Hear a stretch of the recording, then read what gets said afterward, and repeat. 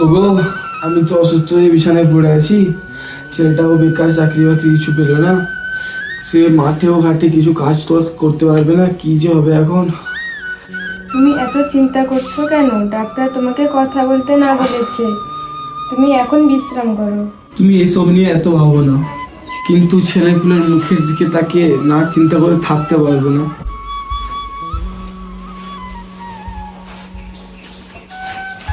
বাবা, আমি তোমাদের বলেছিলাম ব্যাংক থেকে একটা লোন নিব। আমার নামে তো জমি জায়গা না থাকলে ব্যাংকে তো লোন দিবে না। বাবা, তোমাকে তো আমি এত করে বললাম জমি জায়গাগুলো আমার নামে সব লিখে দিতে, তাহলে ব্যাংক থেকে লোনটা পেলে ব্যবসা শুরু করতে পারতাম।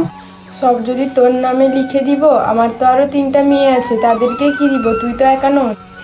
না না, মা তো ঠিক বলেছে, সবকিছু তো তোমার একার নয়, তোমার বোনেরাও তো অংশীদার আছে। তার চেয়ে ভালো তুমি সন্তুদার সঙ্গে বাইরে কাজ করতে চলে যাও, তোমাকে আর ব্যবসা কিছু দেখতে হবে না। কি বললে বৌমা?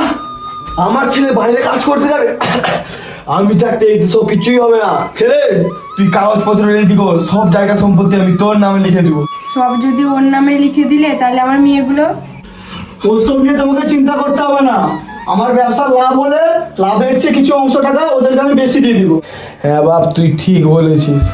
তাহলে আমি বাবু ঠাকুরকে ফোন করে ডেকে নিচ্ছি।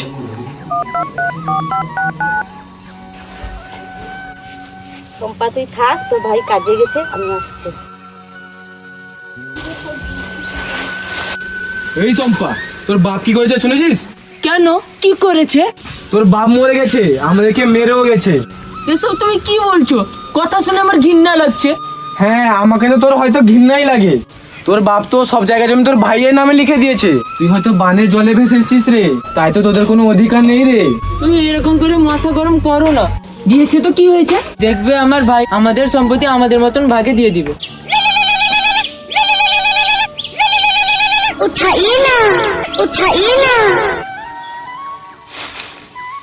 দেখি। হ্যালো। হ্যাঁ মেজবোন, আমি সম্পাকে সেই কথা বলছিলাম। হ্যাঁ মেজবোন, তুই বেরিয়ে পড়, আমি সম্পাকে নিয়ে যাচ্ছি। মেজবোন আর বড় বোন বেরিয়ে পড়ছে, তুই আমার সাথে চল, সেখানে তোর ভাইয়ের সাথে কথা হবে।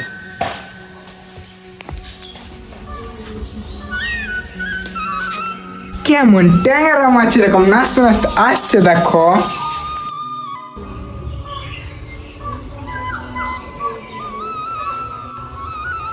মা, ভাই কি এটা ঠিক করলো বলো? আমরা কি অংশের মতো কিছুই পাবো না? চম্পা, তুমি একটু চুপ করবে? চুপ করবে কেন?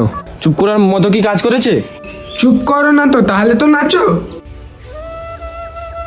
সব নাটকের গোড়া হয়েছো তুমি। তুমি তো তোমার তো এখন মজা লাগছে, সব একাই লিছো। সঞ্জু, তুমি চুপ করো। চুপ করবে মানে? সঞ্জু ভাই তো ঠিকই বলেছে। তোরা কি থামবি? চন্দন ভাইটা বলেছে আমায় অংশ মতো দিবে। শোন, তোরা এই নিয়ে ঝামেলা করিস না। যে দিয়ে গেছে সে তো আর নেই। তোদের ভাই দেখিস ফাঁকি দিবে না তোদেরকে। সব শালাকে চেনা আছে। এই সম্পা, চল, এই বাড়িতে আর এক মুহূর্ত থাকবো না। সবসময় তোমার মাথা গরম না? এই তো এলাম, মায়ের সঙ্গে দুটো কথা বলে যাই। এই, তুই আসবি না, আমি চলে যাব।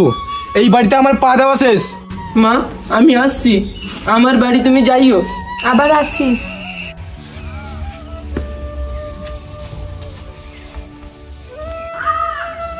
তোমার তো কোনো টক ঝাল নেই, এখানে পড়ে থাকবে না যাবে? চলো চলো। মা, আমি দাঁড়াবো না, বাড়িতে আমার অনেক কাজ পড়ে আছে। সেই যে ছোট্ট ছোট্ট সব পরীক্ষা আছে অনেক। চন্দন, সেই ওদের কথা কিছু মনে করিস না ভাই। চন্দন, মাকে একটু দেখিস, আবার আমাদের বাড়ি করে যাবি।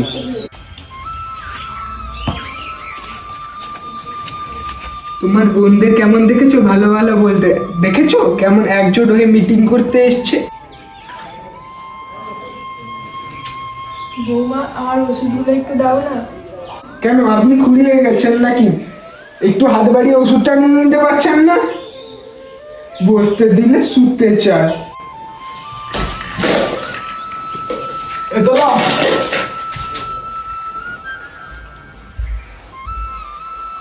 কি গো, তোমার কি হলো? মা খালি রাত দিন হুক খুক করে কাশবে, খালি এটা দাও ওটা দাও। আমি অত সব সহ্য করতে পারবো না। আহা, এমন করলে হবে? মার বয়স হয়েছে, একটু তো সহ্য করতে হবে। তোমার মা, তুমি সহ্য করো, আমি অত সব পারবো না। তা না হলে কি করতে হবে বলো? কেন, লোকে কি করে দেখতে পাও না? যা বলার পরিষ্কার করে বলো। আমি বলছিলাম তোমার মাকে বৃদ্ধাশ্রমে রেখে আসো গা। এ তুমি কি বলছো? মুন্নাদার মাকে তো বৃদ্ধাশ্রমে রেখে এসছে, ও তো ভালোই আছে। না না, এটা ঠিক হবে না, লোকে কি বলবে? তুমি তোমার মাকে নিয়ে বাড়িতে থাকো, হয় তোমার মা এই বাড়িতে থাকবে, নয় আমি এই বাড়িতে থাকবো। তো এই তুমি বুঝে লাও গা।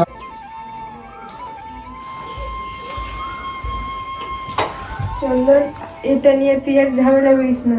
বৌমা যেটা বলেছে ঠিকই বলেছে, আমি ওখানে ভালো থাকবো, তোদেরকে আমাকে নিয়ে আর সমস্যা করতে হবে না। আমি ওখানে গেলে তো পর হয়ে যাচ্ছে না, তুই চাস না আমি ভালো থাকবো, তুই আমাকে কালকে রেখে আয়। মা ঠিক আছে মা, তাই হবে।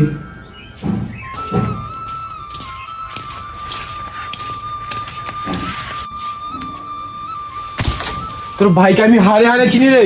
কেন, কি হয়েছে আমার ভাইয়ের? যেই মা খেয়ে না খেয়ে তার ছেলেকে কোলে পিঠে বড় করেছে, সেই মাকে আজকে বৃদ্ধাশ্রমে রেখে এসছে, আর সেই কিনা তোদের জমি দিবে। এ তুমি কি আবল তাবল কথা বলছো? আমি কোনো আবল তাবল বলছি না, তুই নিজে গিয়ে দেখে আয়গা।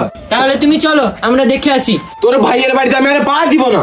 ভাইয়ের বাড়ি না, আশ্রমে গিয়ে মাকে দেখে আসি গা। তাহলে যেতে হবে একদিন। আপনার শরীর ভালো আছে তো? আর আমাদের আশ্রম আপনার কেমন লাগছে? ঠিক আছে, আপনি ওষুধগুলো টাইমে খেয়ে নেবেন।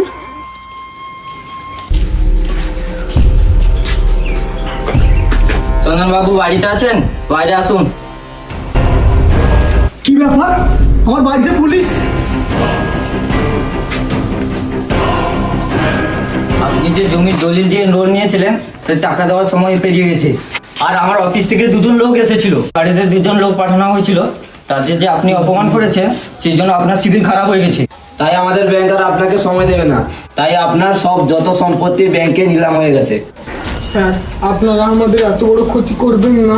না না, আমাদের এসব বলে কোনো লাভ নেই। আমরা তো কর্মচারী, আমাদের তো অর্ডার মতো কাজ করতে হবে। নিন চন্দনবাবু, আমরা সাই করুন।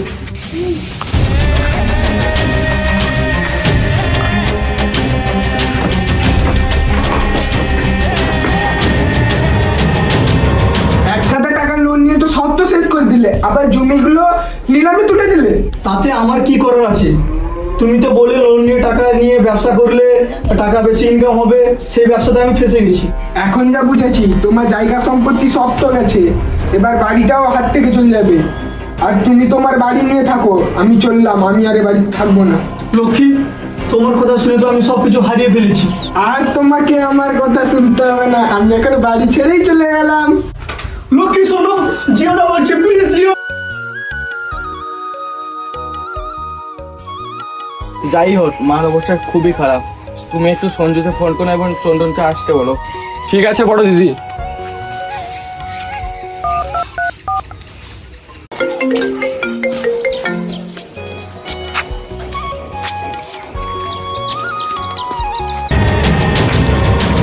সম্পা সম্পা, তুই তাড়াতাড়ি বেরিয়ে বল, মায়ের অবস্থা খুবই খারাপ। বেরা বেরা, তুই ভাই আমাকে ফোন করছিস, তুই বেরা তাড়াতাড়ি। কি বলে মায়ের তো অবস্থা খুবই খারাপ। আমি যাচ্ছি। আরে ভাই, সম্পা, আমার সব কিছু শেষ হয়ে গেছে বোন। কেন ভাই, কি হয়েছে ভাই? আমার জমি জায়গায় সবকিছু নিলাম হয়ে গেছে, তাই আমার লক্ষ্মী আমাকে ছেড়ে চলে গেছে। ঠিক হয়েছে, সারাদিন বউ না। ওকে তুমি থামবা, রোহিত ভাই ফোন করেছিল, মায়ের অবস্থা খুবই খারাপ। মায়ের অবস্থা খুবই খারাপ, তাড়াতাড়ি বেরিয়ে এলে।